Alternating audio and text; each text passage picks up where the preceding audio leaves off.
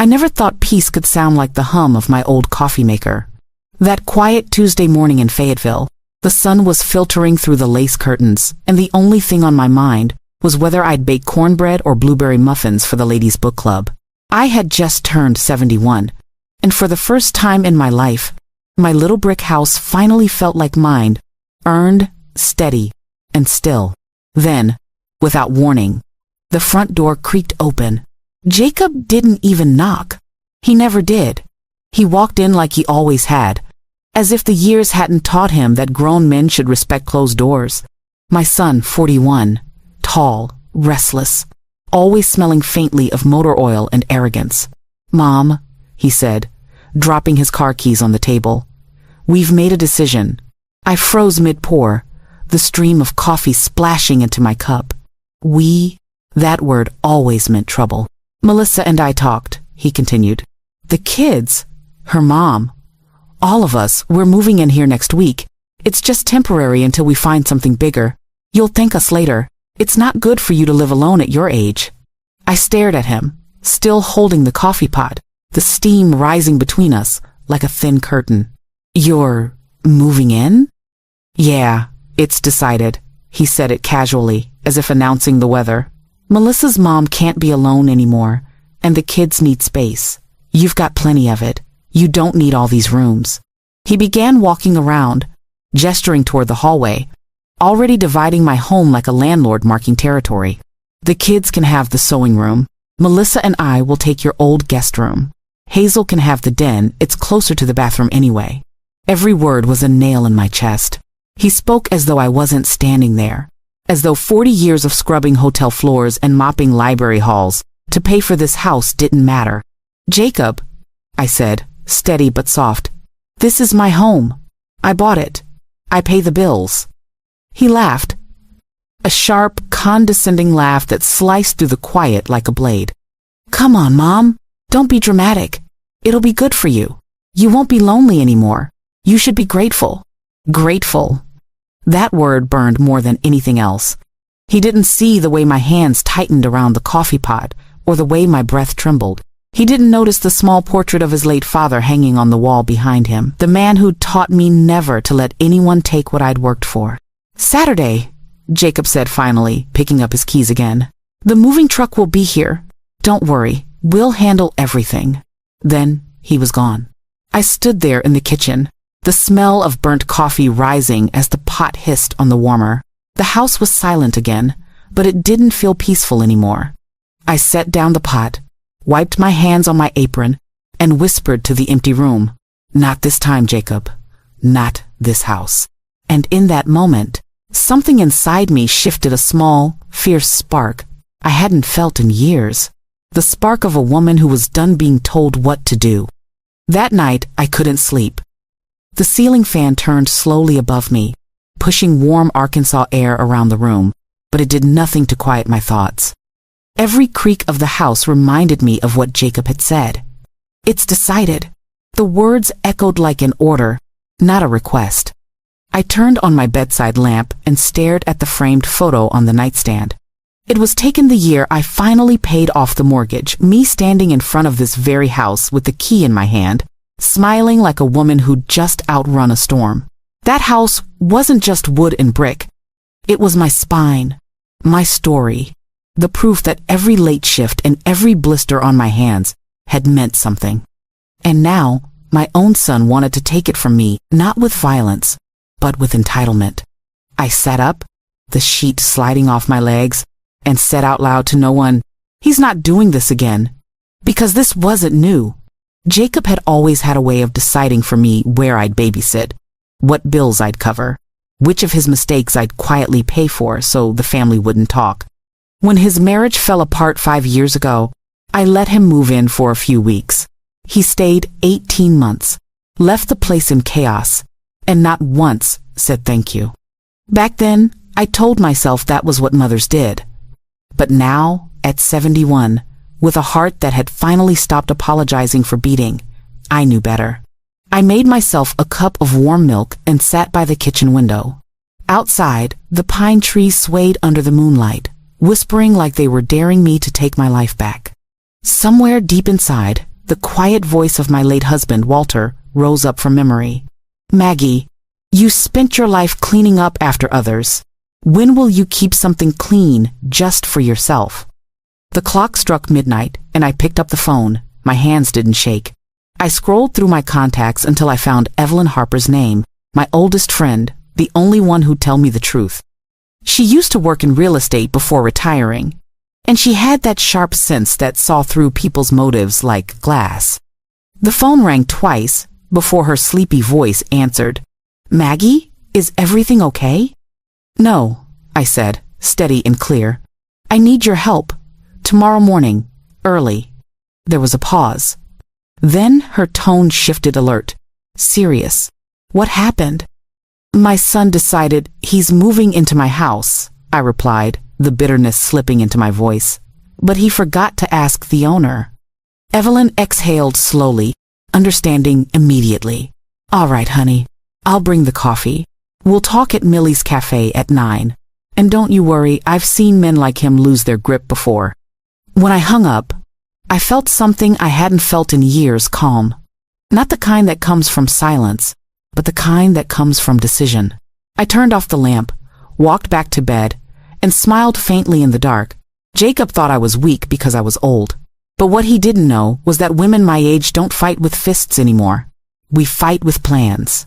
Millie's Cafe was already half full when I arrived the next morning. The place smelled of biscuits, bacon grease, and hope, the kind of hope that only old friends can bring. Evelyn waved from the corner booth, her silver hair pinned neatly, a folder already waiting on the table beside her coffee. She had always been the kind of woman who came prepared for anything, even at 9 in the morning.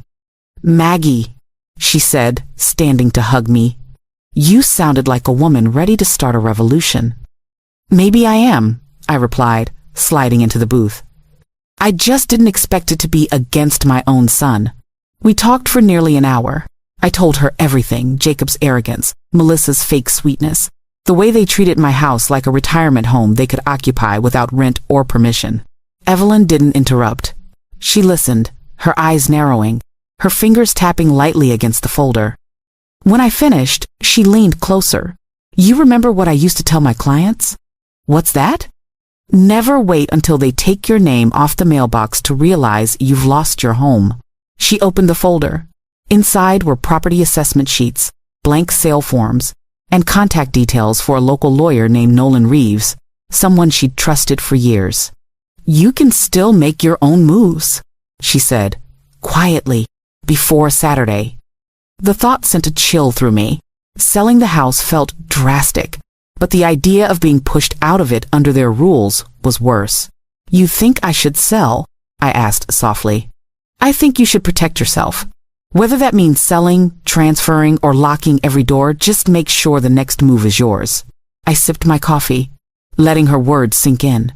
For the first time since yesterday, I wasn't thinking about what Jacob wanted. I was thinking about what I needed. I've got some money, I said quietly, savings Jacob doesn't know about. I worked part-time repairing books at the university library after retirement. Cash. I've kept every receipt. Evelyn's eyes gleamed. Good. That's your freedom fund. We left the cafe and drove straight to Reeves and Lawton Attorneys downtown. The office was small but tidy, lined with oak shelves and certificates. Mr. Reeves, a calm man in his late 50s, listened attentively as I explained my situation. Mrs. Collins, he said, folding his hands, you're well within your rights. If the property is in your name alone, you can sell, rent, or gift it as you wish. But if your son is expecting to move in, you'll need to move quickly and quietly. Once they occupy it, eviction gets messy. I understand, I said. Then we'll move fast. Evelyn smiled, her hand resting over mine. You're doing the right thing, Maggie. Some people don't learn boundaries until you build a fence they can't climb. That afternoon, back home, I walked through every room, running my hand along the walls, touching the furniture I'd chosen piece by piece. I paused by the sewing machine in the corner, the one I'd bought with my first paycheck after Walter passed. This isn't goodbye, I whispered to the house. It's just me taking my story back before someone rewrites it. For the first time in years, I didn't feel tired. I felt awake. By Thursday morning, the clouds hung low over Fayetteville, the kind of gray sky that felt like it was holding its breath. I was in the kitchen wiping down the counter when I heard the sound of a car pulling up. Then came the knock 3 light taps, polite but rehearsed. I didn't need to look through the window to know who it was. "Good morning, Mom," Melissa chirped when I opened the door, holding a pink box of donuts like a peace offering. Her voice was sweet, almost too sweet, the kind that dripped sugar to hide the bitterness underneath. I thought I'd stop by and talk about Saturday. The kids are so excited. I smiled just enough to be polite. "Come in, Melissa. Coffee?" "Oh, yes, thank you." She stepped inside, looking around as if she were inspecting her soon-to-be property. Her perfume was strong, expensive, and suffocating. She set the donuts down on my kitchen table and took a seat, crossing her legs with that confidence of someone who already believed she belonged. "So," she began, stirring sugar into her cup, "I just wanted to let you know we've already started packing. The movers are scheduled for Saturday at 10. The kids are thrilled about having their own rooms. Hazel's so relieved she can't live alone anymore, poor thing. And Jacob said you were really happy about all this." I leaned on the counter, hands folded, watching her closely. "He said I was happy about it?" "Of course," she replied quickly, smiling. "He told me you said it would be nice to have company again." That was the first crack in her confidence. Her eyes darted away for just a moment. "Melissa," I said softly, "did either of you ever ask me if I wanted all of this?" She blinked. "Well," Jacob said. "I didn't ask what Jacob said. I asked if you asked me." Silence. The kind that stretches between two women when one realizes she's underestimated the other. Her smile faltered. "We just assumed you'd be fine with it. You know, family helping family." I nodded slowly. "And when did helping start meaning taking over someone's home without permission?" Her fingers trembled slightly on the coffee cup. "Mom, it's just temporary." "I've heard that before," I said. "From your husband. The last time he moved in, temporary turned into 18 months. Her face flushed. She tried to recover, adding quickly, "We'll help with expenses, of course. Jacob plans to contribute." "How much?" I asked. That caught her off guard. "Well, I don't know exactly. We haven't talked numbers." "I see," I said. "So, he's decided to move in, take my rooms, my quiet, my space, but hasn't decided how to pay for it." Melissa stared at her coffee, realizing for the first time that this wasn't going as planned. "Melissa," I continued gently but firmly, "I'm not lonely. I have friends, a life, and a home that I built with my own hands. You don't need to fix what isn't broken." She stood abruptly, avoiding my eyes. "I should go. We have a lot to do." "Of course. Give my regards to Hazel." When the door closed behind her, I didn't feel anger. I felt clarity. She'd come here expecting submission. She left with a question she couldn't answer. I picked up my phone and texted Evelyn. She came, tried the sweet talk. Didn't work. Evelyn's reply came seconds later. "Good. The mask always cracks before the storm." That night, around 9:30, the sound of tires crunching on gravel snapped me out of my thoughts. I was sitting on the couch watching an old rerun of Murder, She Wrote when the headlights flashed across my living room window. Jacob didn't bother knocking. The door swung open with the same old entitlement. His boots hit the hardwood floor heavy and fast.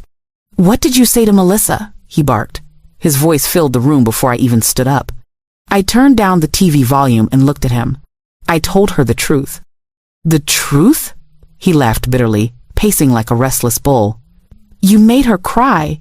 You told her we weren't welcome. What's gotten into you?" "I just asked her when either of you decided to ask my opinion before moving into my house." He spun toward me, eyes wide with disbelief. "Mom, this is ridiculous. We already gave notice at the apartment. The kids are excited.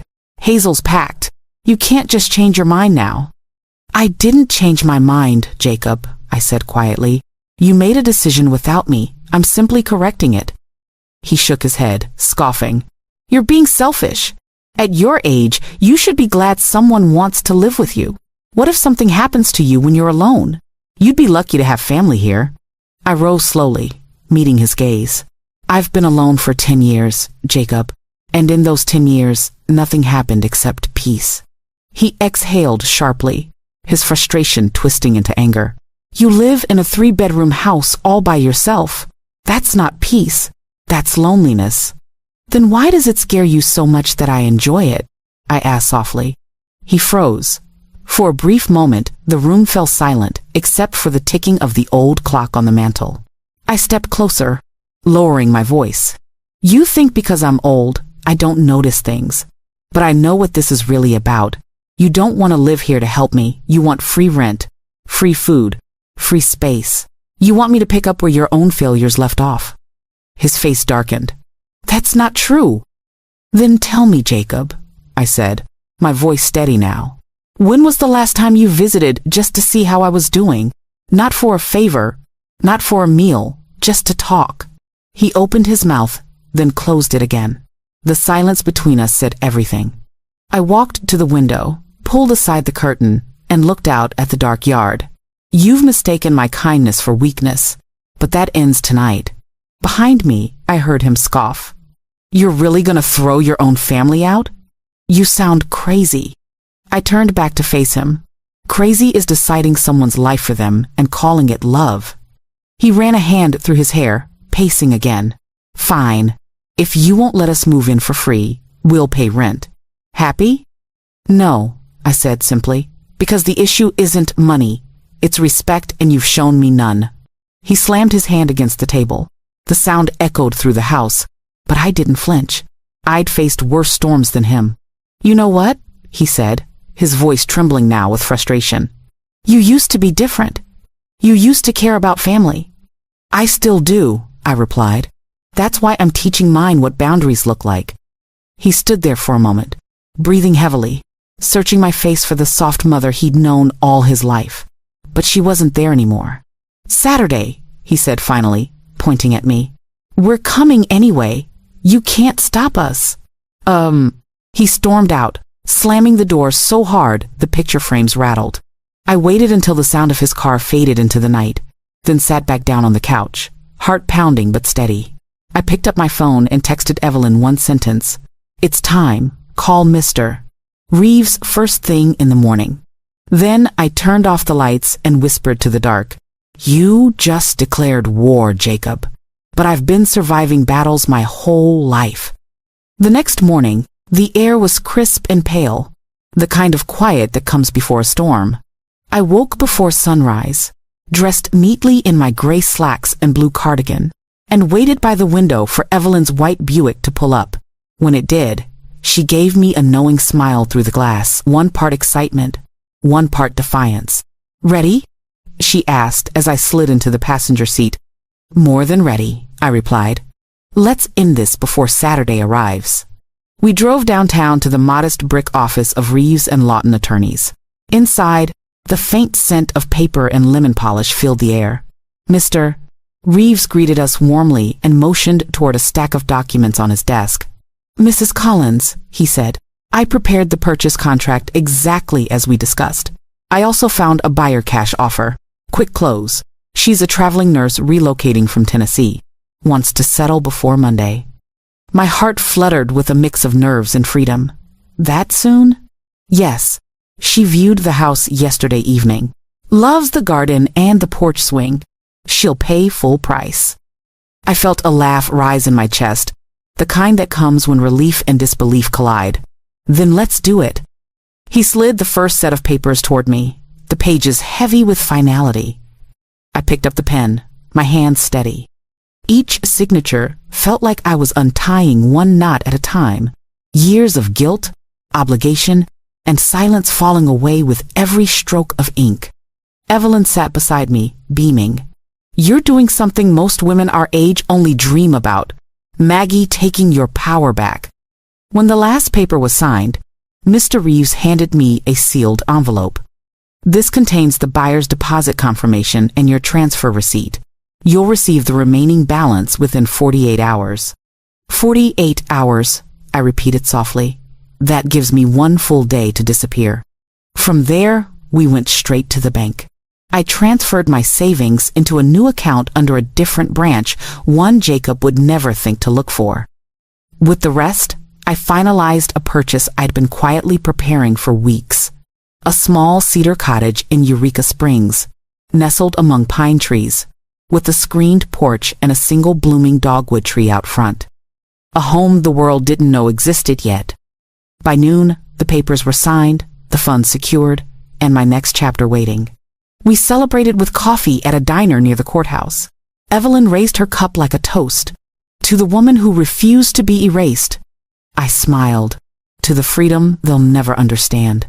When I got home, the house felt different, lighter somehow, as if it already knew I was setting it free. I packed my essentials, clothes, my late husband's watch, the family Bible, and the sewing machine that had paid half this mortgage. Before I went to bed, I placed a folded note on the kitchen table. It read, "Jacob, by the time you read this, I'll be home, just not here." Then I turned off the light, locked the door, and slept better than I had in years. Saturday morning dawned bright and cold, the kind of day that looks peaceful until you realize the air is heavy with unfinished business. I was up at 6, dressed in a soft cream sweater and slacks, my hair neatly pinned back.